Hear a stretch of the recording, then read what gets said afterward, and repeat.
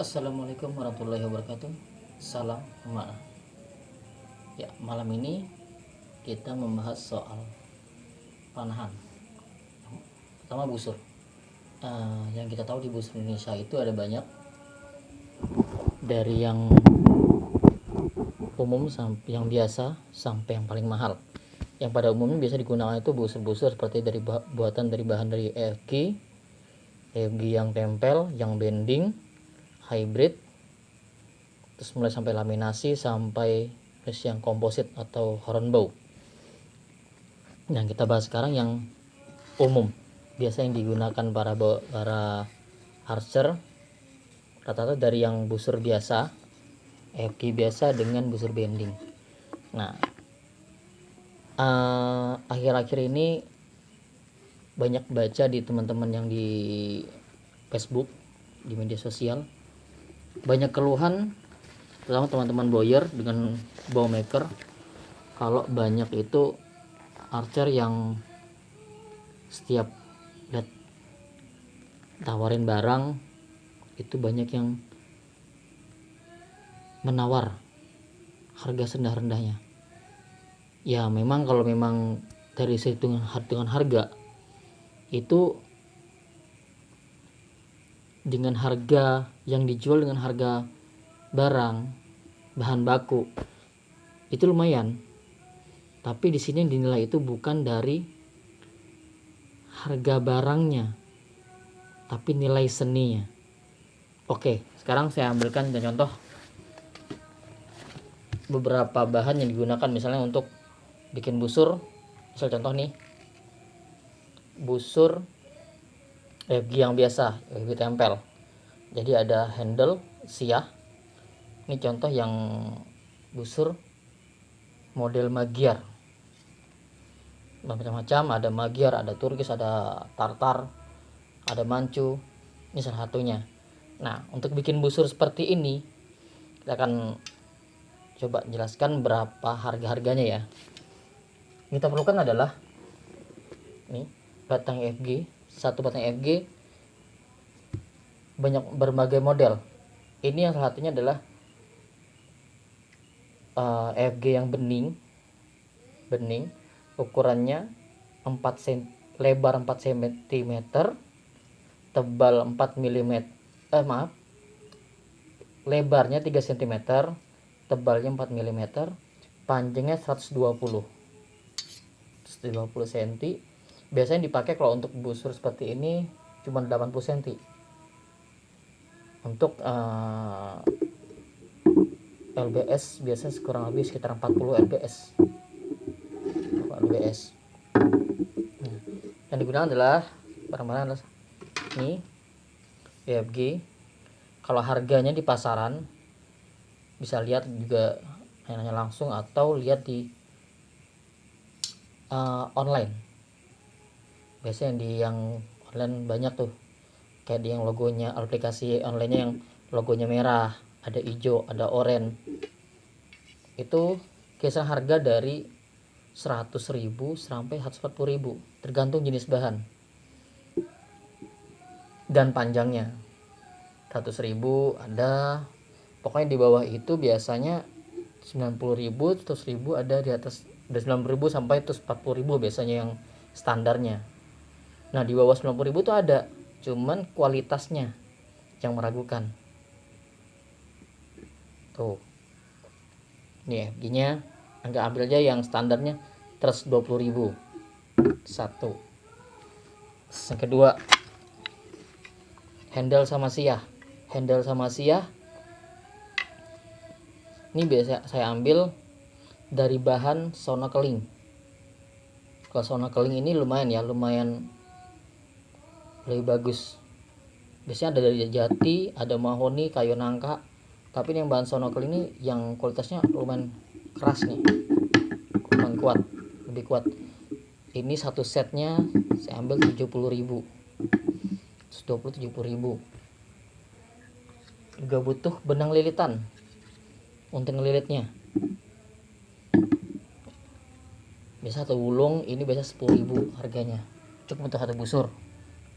Juga pertama lem untuk nyatuin. Ini biasa lem cair Dextone yang saya pakai, yang keras. Ini biasa Rp8.000.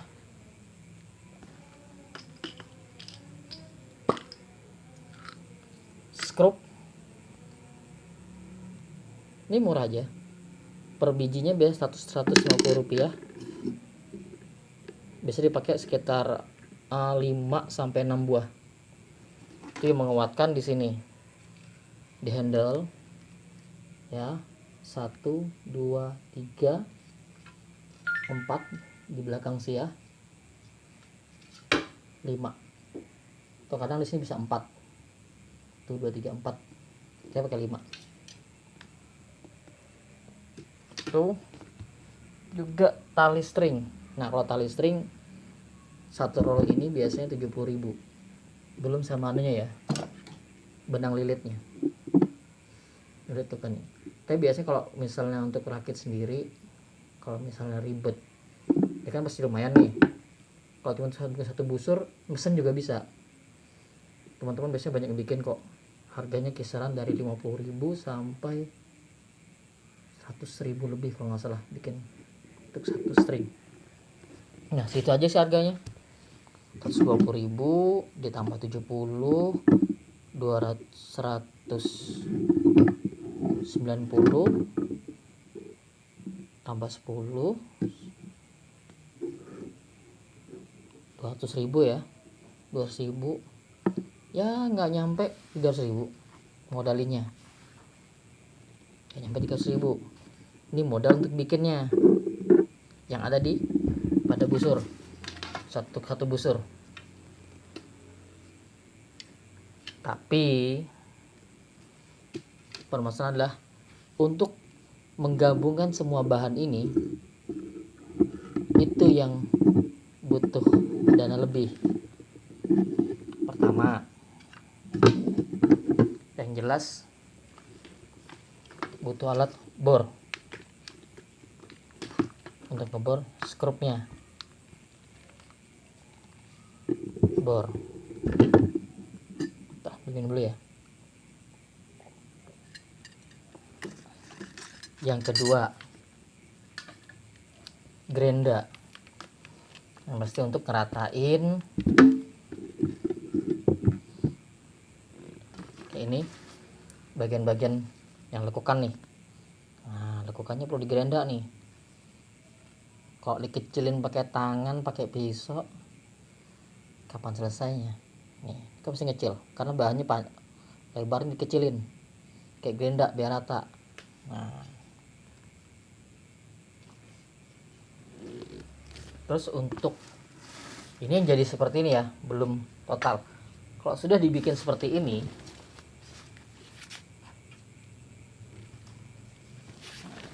udah jadi sampai pengecatan finishing seperti ini, itu tambah lagi bro.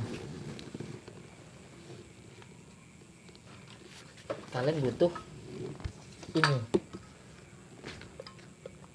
kompresor cat. Saat catnya belum beli catnya lagi. Ini saya beli yang kecil aja. Ya ini sebenarnya untuk airbrush, jadi ringan. Nah itu untuk bikin busur seperti ini. Busur ini biasanya dihargain, kalau saya sendiri sih bikin harganya kisaran dari 500 ribuan kalau saya jual.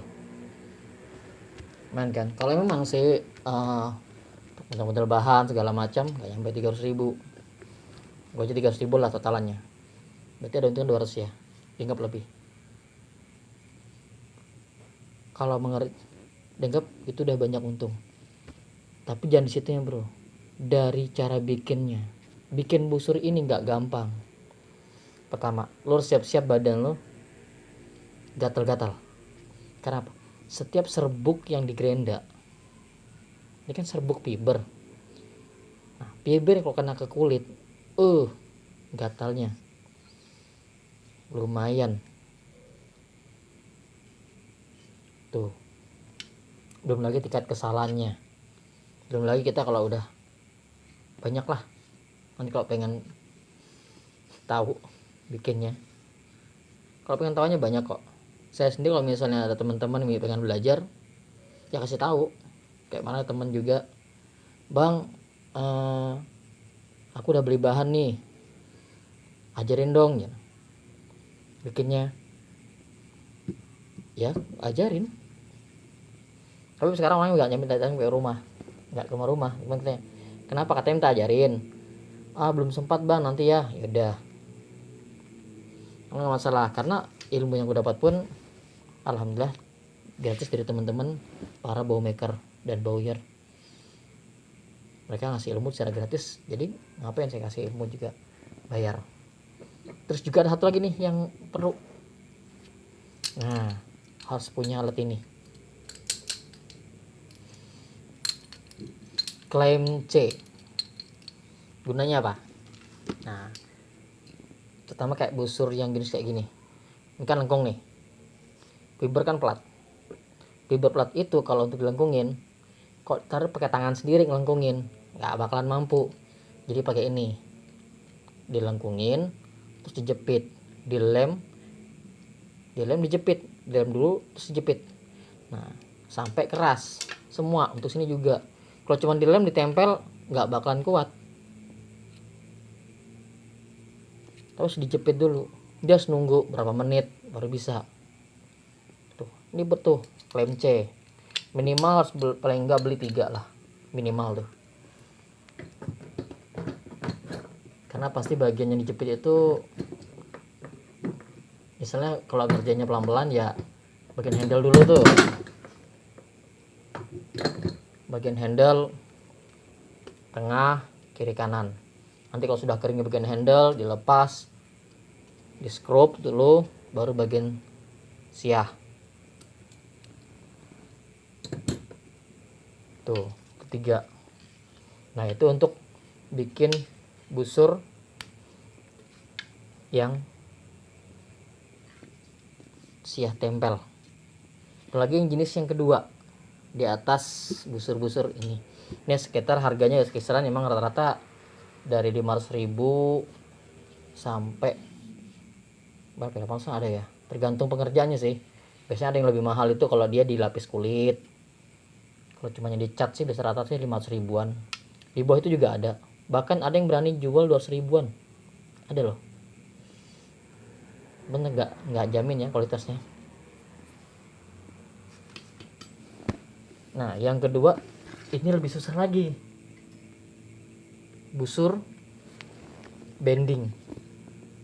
Busur bending ini harganya lebih, dari coach pengerjaannya pun yang bikin susah. Fibernya harus dibelah, fiber plat ini, yang tadi yang plat itu dibelah dulu, dibagi 2. Nah, ini fiber yang plat ini dibagi 2,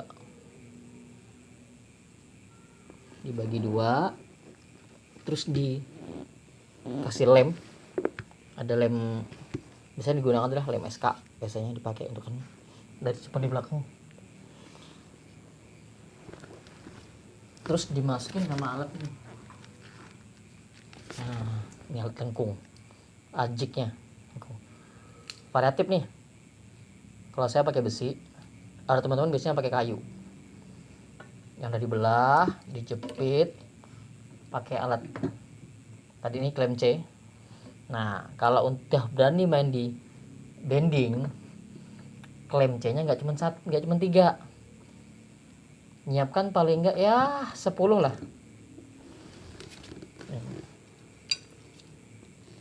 Di bending dijepit keliling ya, dari belakang sampai ke depan. Nah, itu biasanya kalau saya sih 24 jam 12 jam sudah bisa sih sebenarnya. Terus ada biasanya kalau udah ngelemnya siang, nah besok pagi atau besok siang boleh dilepas. Tuh, kalau masalah soal pengen tahu soal bending, tinggal cari aja di YouTube, banyak kok video-video tentang bending, busur bending. Nah, kalau masalah sekarang masalah harga nih, busur bending ini variatif ya. Ada yang jualnya dari harga, saya tahu sih dari 700 ribuan, dari 700 ribu sampai 2 juta lebih ada. Kenapa kok harganya selisih banyak seperti itu, bisa bermacam-macam. Nah itu pengerjaannya bro. Dari bending yang 700 ribuan itu biasanya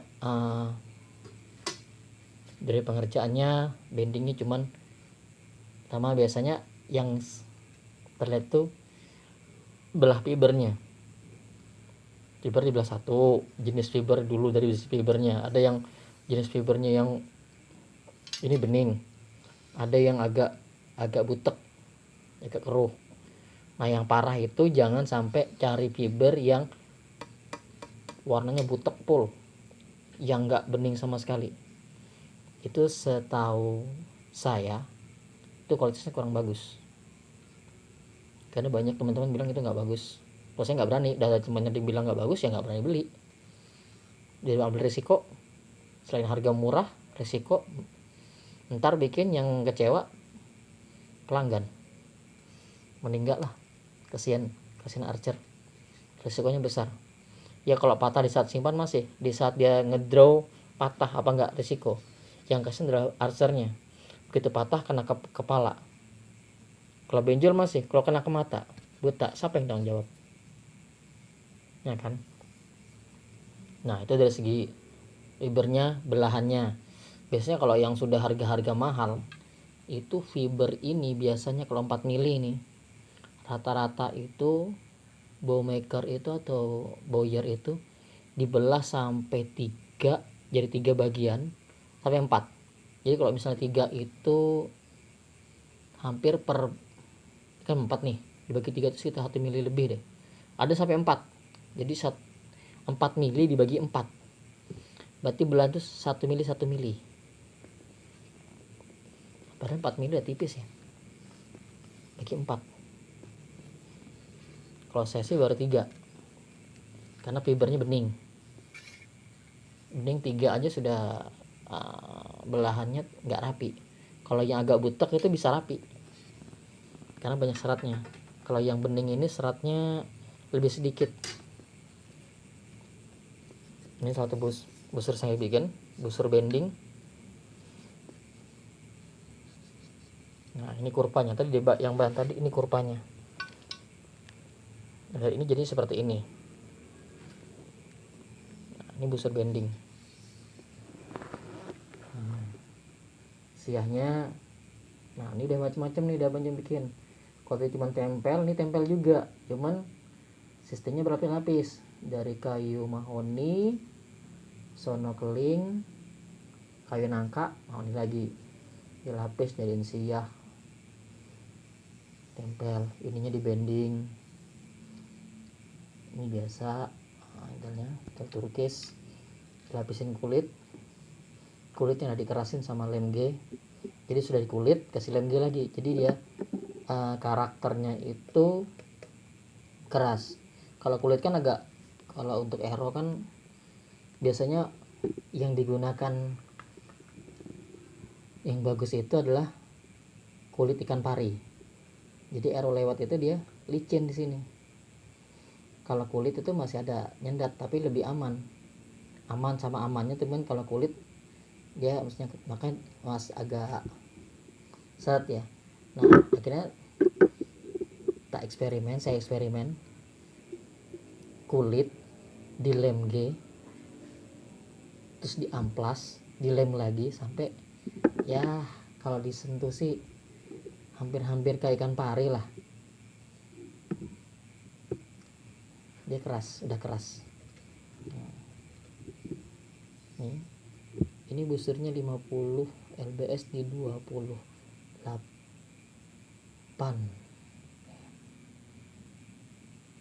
Baca ya. Kurangnya segini.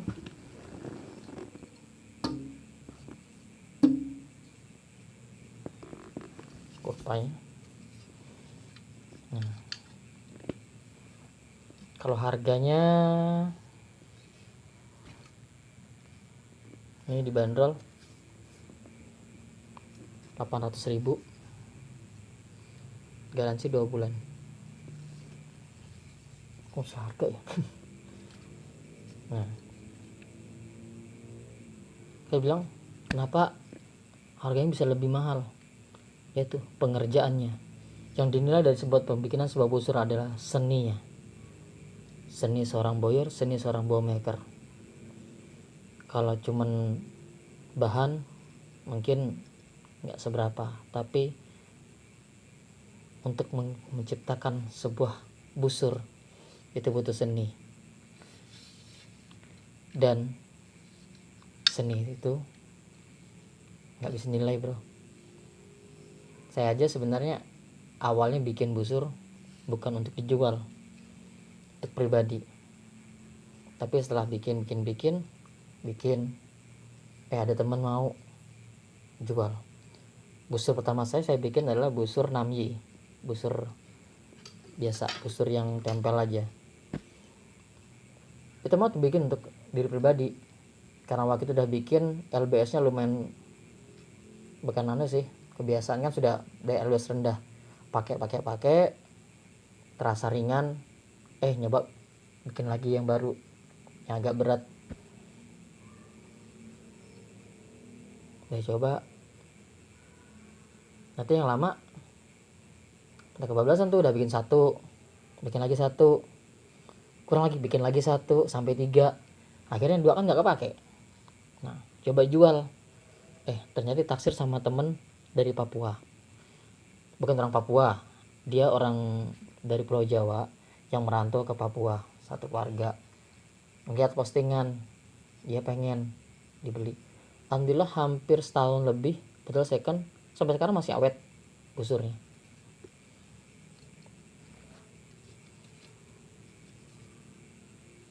Nah tuh, oke, masih lumayan ya. Jadi kesimpulan dari apa yang saya sampaikan banyak ini, yang banyak ngalor ngidul ucapannya, buat teman-teman yang pengen beli busur, janganlah menawar terlalu tinggi. Ini sudah kasih gambaran harganya sekian, jadi bisa tahu harganya sekian, harganya berapa. Kalau nawar mending jangan tawar deh. Kadang-kadang bowyer atau bowmaker itu ngasih harga sudah rendah. Jangan karena biasa ada alasan karena kutip ini kan sunnah, jangan dong terlalu ambil untung. Ya bukan masa ambil untung, bowmaker kerja itu karena dia punya seni. Kalau memang kalian pengen murah, bikin aja sendiri. Kalau bikin sendiri terus bilang nggak bisa bikin bang, tanya aja, pasti dia akan tanya aja langsung sama yang sering bikin busur, pasti kasih tahu. Memang walaupun tidak semua pembuat busur akan kasih tahu, tapi kalau ngasih tahu tinggal lihat di YouTube, banyak kok teman-teman yang bikin busur, dibikin, diposting di YouTube, dari busur yang busur tempel, busur bending.